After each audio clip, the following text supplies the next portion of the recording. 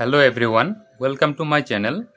আজি মই পুনৰ অন্য এটা কোৱেশ্চন লৈ উপস্থিত হৈছো যেটো APSC সিলেবাস GS পেপাৰ 2 ৰ সোশিয়াল জাস্টিস আৰু GS পেপাৰ 5 ৰ আসাম স্পেসিফিক সাবজেক্টৰ ওপৰত আধাৰিত।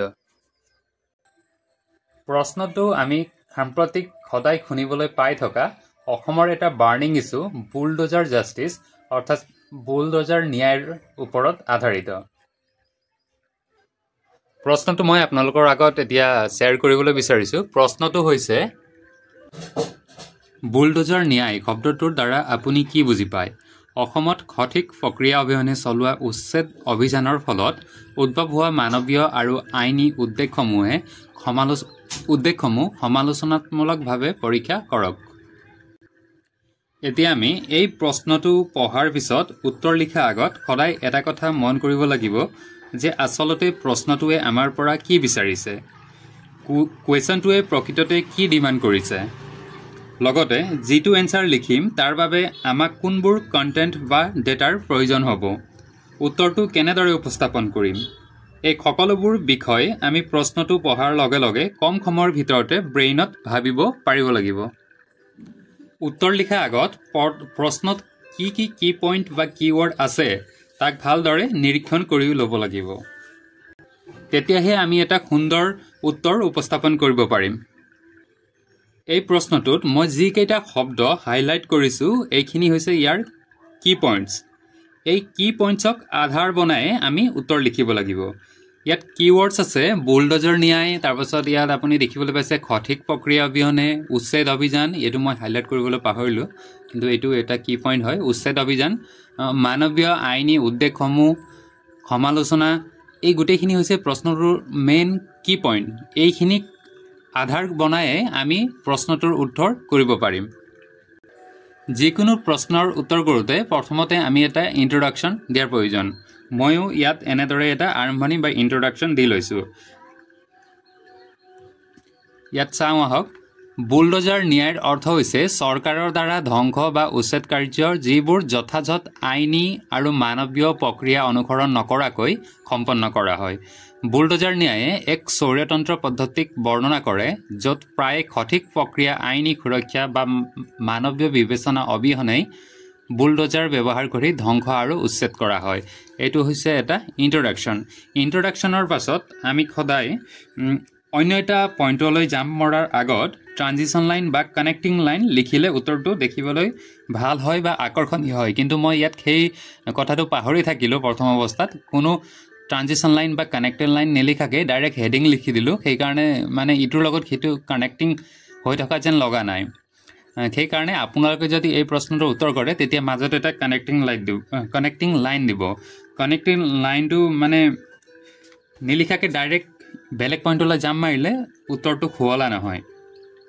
ইয়াত এনেদৰে এটা কানেক্টিং লাইন লিখিব পাৰিলোহেঁতেন যে চৰকাৰী ভূমিক অকৰ্তৃত্বশীল দখলৰ পৰা মুক্ত কৰিবলৈ সমগ্ৰ ৰাজ্যতে উচ্ছেদ অভিযান চলাই থকাৰ বিপৰীতে সমগ্ৰ ৰাজ্যখনত মানৱীয় আৰু আইনী উদ্বেগৰ প্ৰশ্ন উত্থাপিত হৈছে।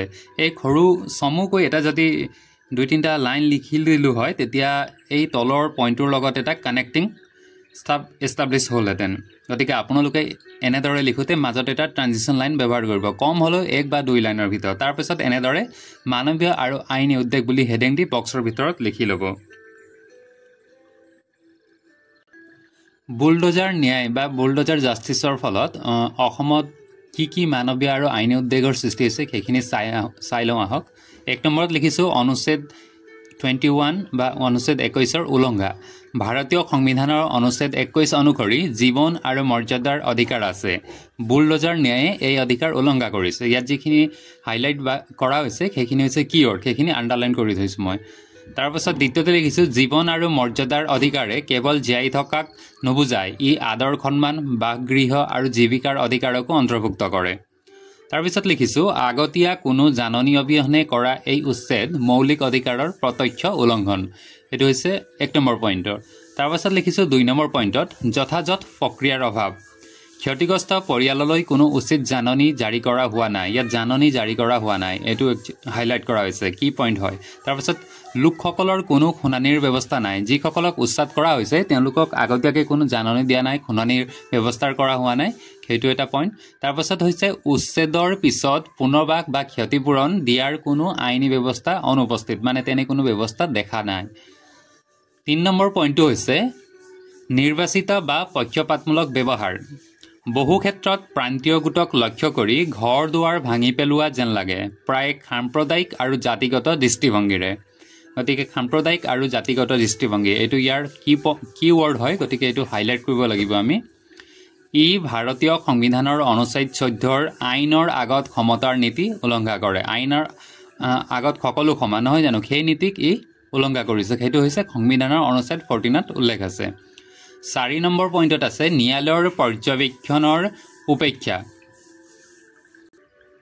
ইয়াত মই লিখিছো কিছুমান উচ্ছেদ কাৰ্য ন্যায়ালয়ত গোচৰ চলি থকা অৱস্থাতেই কৰা হৈছে যি আইনী নিয়ম নীতিৰ ঘোৰ উলংঘা তাৰপিছত লিখিছো এই প্ৰথাই ন্যায়পালিকাৰ কৰ্তৃত্ব আৰু প্ৰতিষ্ঠিত আইনী ব্যৱস্থাক ক্ষতিগ্ৰস্ত কৰে ন্যায়ালয় আৰু আইনৰ ওপৰত ৰাজহুৱা বিশ্বাস কমাই দিয়ে ইয়াত মই লগতে আৰু এটা মুখ্য পইণ্ট লিখিব পাৰিলোহেঁতেন সেইটো পাহৰিলোঁ কিন্তু আপোনালোকে যদি প্ৰশ্ন উত্তৰটো লিখে তেতিয়া সেইটো লিখি ল'ব ইয়াত সংবিধানৰ যে অনুচ্ছেদ 142 সমগ্ৰ ভাৰতত সম্পূৰ্ণ ন্যায় বা কমপ্লিট জাষ্টিছ নিশ্চিত কৰিবলৈ উচ্চতম ন্যায়ালয়ক এটা ক্ষমতা প্ৰদান কৰে নহয় জানো ইয়াত সেই যেটো ক্ষমতা প্ৰদান কৰা হৈছে সেই প্ৰক্ৰিয়াটোক উলংঘা কৰা দেখা গৈছে গতিকে সেই পইণ্টটো ইয়াত প্ৰথমতে আমি লিখিব পাৰিলোহেঁতেন তাৰপাছত চাওঁ আহক উপেক্ষা কৰা আইনী নিৰ্দেশনাবোৰ মানে চৰকাৰে যিখিনি আইনী নিৰ্দেশনা আছিলে বা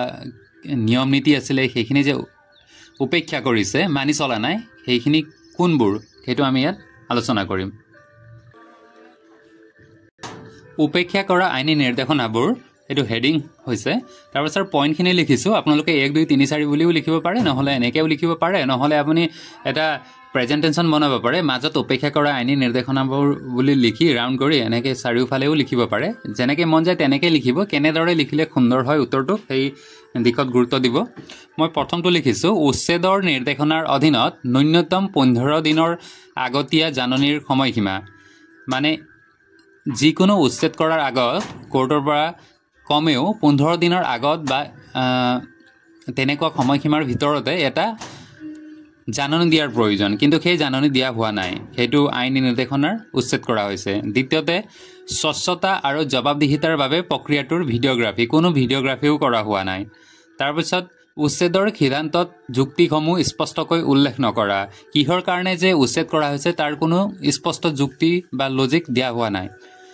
তাৰপিছত স্বীকৃতিৰ প্ৰমাণসহ জিলা দণ্ডাধীশ বা ডিএমলৈ জাননী বা ইমেইল সহ এইবোৰ একো প্ৰেৰণ কৰা হোৱা নাই তাৰপিছত নিৰ্বাচিত ধ্বংসাত্মক পৰীক্ষাই পক্ষপাতমূলক কাৰ্য প্ৰতিৰোধ কৰে গতিকে তাৰ পাছৰ পইণ্টটো হৈছে অসমৰ প্ৰেক্ষাপটত কি হৈছে বাস্তৱিক পৰিস্থিতি সেই বিষয়টোৰ ওপৰত মই ইয়াত লিখিছোঁ ধুবুৰী হোজাই নগাঁও আদি জিলাত বৃহৎ সংখ্যক উচ্ছেদ অভিযান এইটো আমি সঘনাই বাতৰিত দেখিবলৈ পাওঁ নহয় জানো তাৰ পাছত হৈছে দশকৰ পাছত বসবাস কৰা পৰিয়াল উচ্ছেদৰ বলি বছৰ বছৰ জুৰি দশক জুৰি যিসকল পৰিয়ালে কোনো এটা ঠাইত বসবাস কৰি আছিলে তেওঁলোকক যদি গৈ উচ্ছেদ কৰি দিয়া হয় তেন্তে তেওঁলোকৰ পৰিয়াল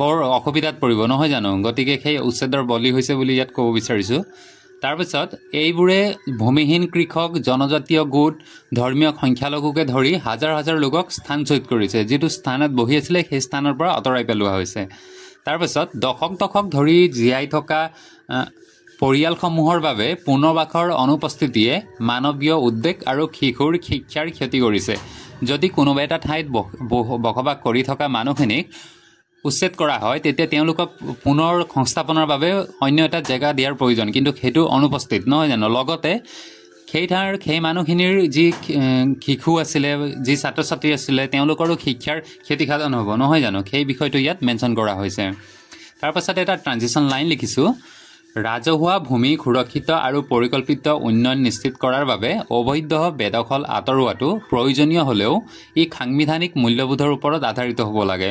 ঠিকে আছে, কিছুমান জেগাত বেদখলকাৰীয়ে তেনেদৰে মাটি বহিছে বেদখল কৰি, তেওঁলোকক উচ্ছেদ কৰিব লাগে, কিন্তু সেইটো সাংবিধানিক মূল্যবোধৰ ওপৰত আধাৰিত হ'ব লাগে, নহয় জানো? সাংবিধানিক নিয়মবোৰ মানি নচলাকৈ যধে মধে বেআইনীভাৱে যদি উচ্ছেদ কাৰ্য চলোৱা হয় তেতিয়া নিশ্চয় বিভিন্ন সমস্যাৰ উদ্ভাৱন হ'ব পাৰে। সেই বিষয়ে ক'ব বিচাৰিছোঁ।